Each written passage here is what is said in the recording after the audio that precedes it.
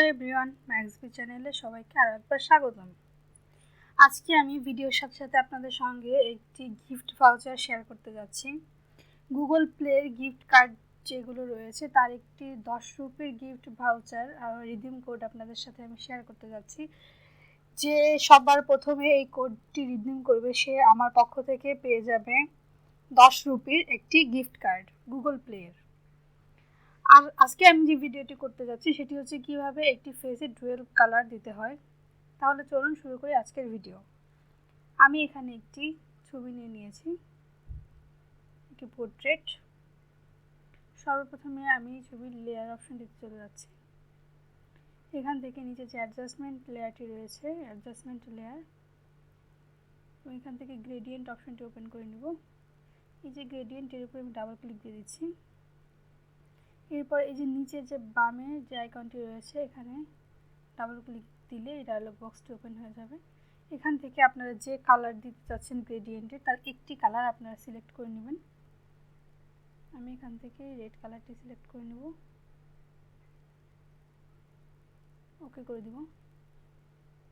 এরপর আমি কত দূর পর্যন্ত দিতে যাচ্ছি সেটি সিলেক্ট করে নিচ্ছি।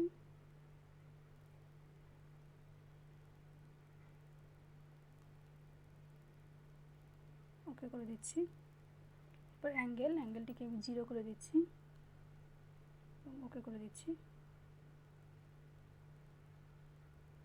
এরপর আমি এটির একটি ডুপ্লিকেট লেয়ার করে নিব। তার জন্য কিবোর্ড থেকে Ctrl+J প্রেস করব।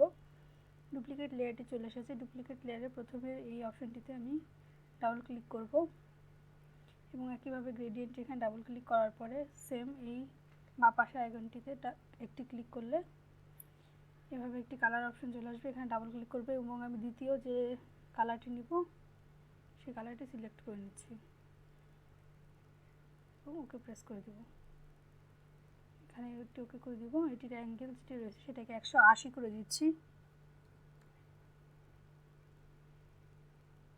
এবং ওকে প্রেস করে দিচ্ছি। এই লেয়ারটি আমি লেয়ারটির নিচে নিয়ে নিচ্ছি। এরপর আমি এই দুটি লেয়ার মার্জ করে দিব। তার জন্য কিবোর্ড থেকে Ctrl প্রেস করে লেয়ার দুটিকে সিলেক্ট করে রাইট বাটনে ক্লিক করার পর মার্জ লেয়ার, যে ব্লেন্ডিং অপশনটি রয়েছে নর্মাল থেকে আমি কালার করে দিচ্ছি। দেখুন ছবিটিতে কিন্তু দুটি কালার খুবই সুন্দরভাবে অ্যাপ্লাই হয়ে গেছে।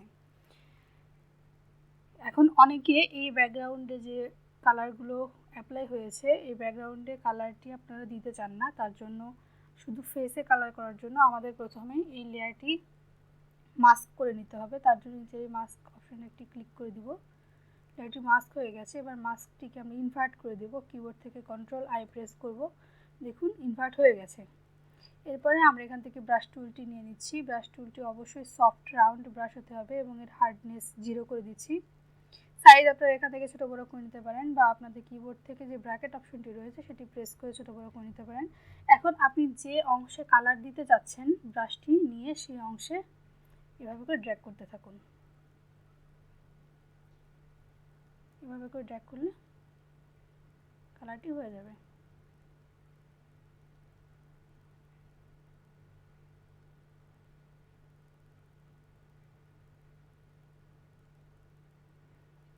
দেখুন খুব সুন্দরভাবে যে যে অংশে কালারটি আমি দিতে যাচ্ছিলাম শুধু ফেস এবং স্কিনে কালারটি কিন্তু আমার দেওয়া হয়ে গিয়েছে। ব্যাকগ্রাউন্ড কিন্তু আমি কোনো কালার করিনি, ব্যাকগ্রাউন্ডটা ব্ল্যাকই রয়েছে। দেখুন আমার ফেসে খুব সুন্দরভাবে দুটি কালারের ইফেক্ট পড়ে গিয়েছে।